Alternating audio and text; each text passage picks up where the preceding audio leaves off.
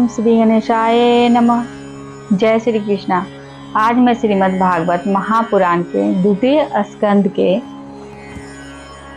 9वें अध्याय के भावार्थों को पढ़ने जा रही हूँ, जिसमें ब्रह्मा जी का भागवत दर्शन और भगवान के द्वारा उन्हें चतुश्लोकी भागवत का उपदेश।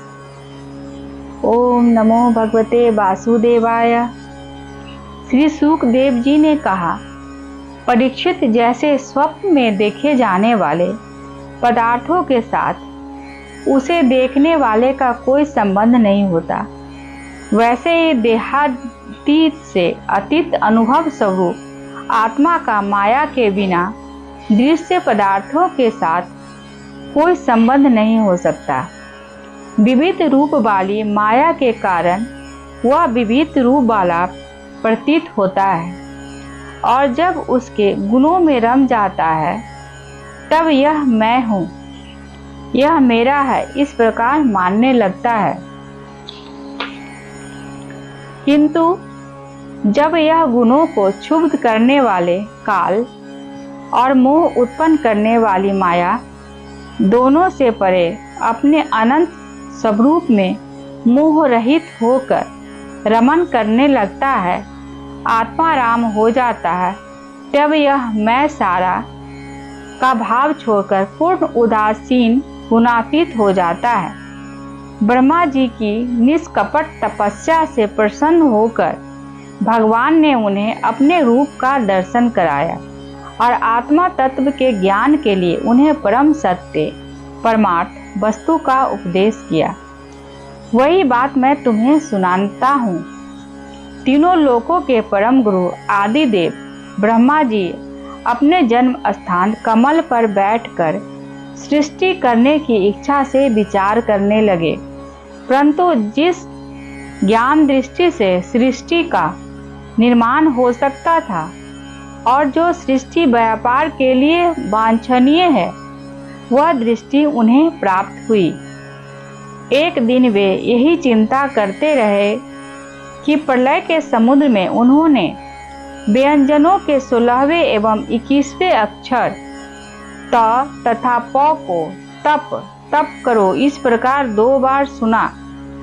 परीक्षित, महात्मा लोग इस तप को ही त्यागिनियों का धन मानते हैं।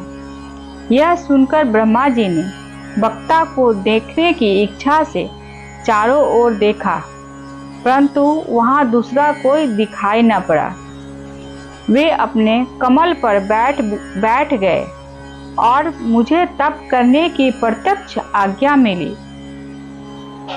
ऐसा निश्चय कर उसी में अपना हित समझकर उन्होंने अपने मन को तपस्या में लगा दिया।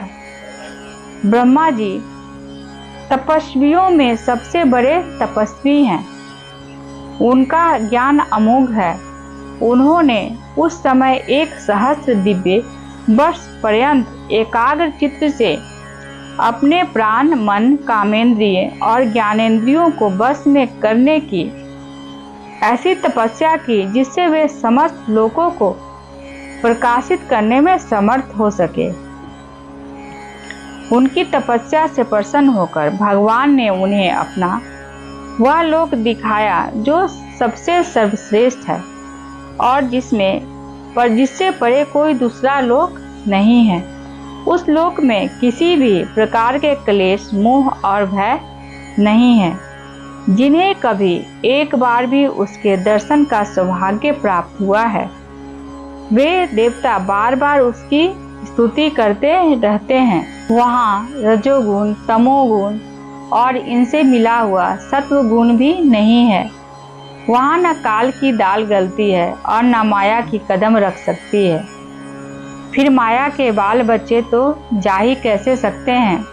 वहाँ भगवान के वे पार्षद निवास करते हैं, जिनका पूजन देवता और दैत्य दोनों ही करते हैं। उनका उज्जवल आभा से युक्त श्याम शरीर, शतदल कमल के समान कोमल नेत्र और पीले रंग के वस्त्र से शोभायमान है।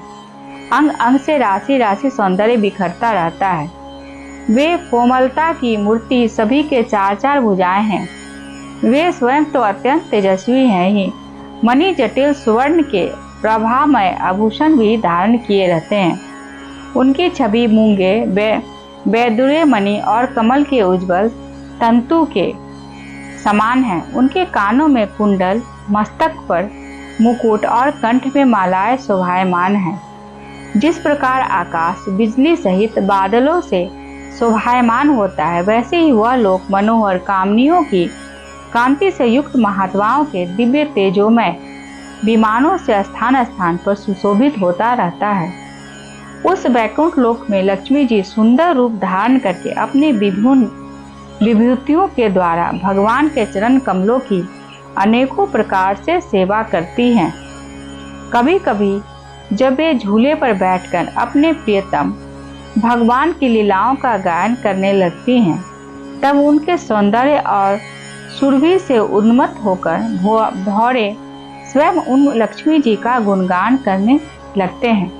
ब्रह्मा जी ने देखा कि उस दिव्य लोक में समस्त भक्तों के रक्षक लक्ष्मीपति, यज्ञपति और एवं विश्वपति भगवान विराजमान हैं। सुनंदन, नंद, प्रबल और अरहन आदि मुख्य मुख्य पार्षदगण उन प्रभु की सेवा कर रहे हैं। उनका मुख कमल प्रसाद मधुर मुस्कान से युक्त है। आंखों में लाल लाल डोरियां हैं, बड़ी मोहक और मधुर चितवन है।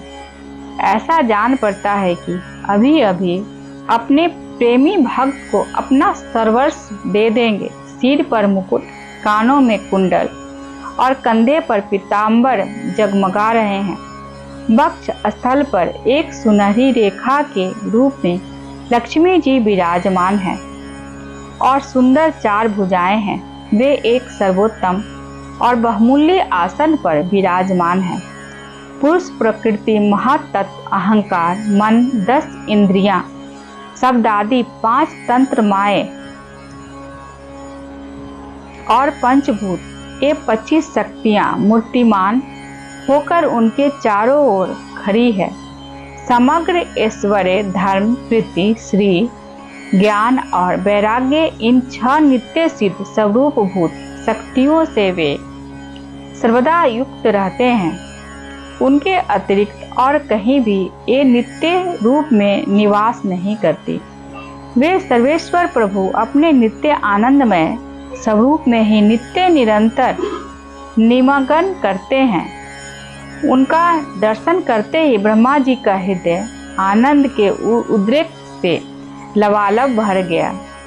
शरीर पुलकित हो उठा, नेत्रों में प्रेमाश्रु छलक आए। ब्रह्मा जी के भगवान के उन चरण कमलों में जो परमहंसों के निर्वती मार्ग से प्राप्त हो सकते हैं, सिर झुकाकर प्रणाम किया।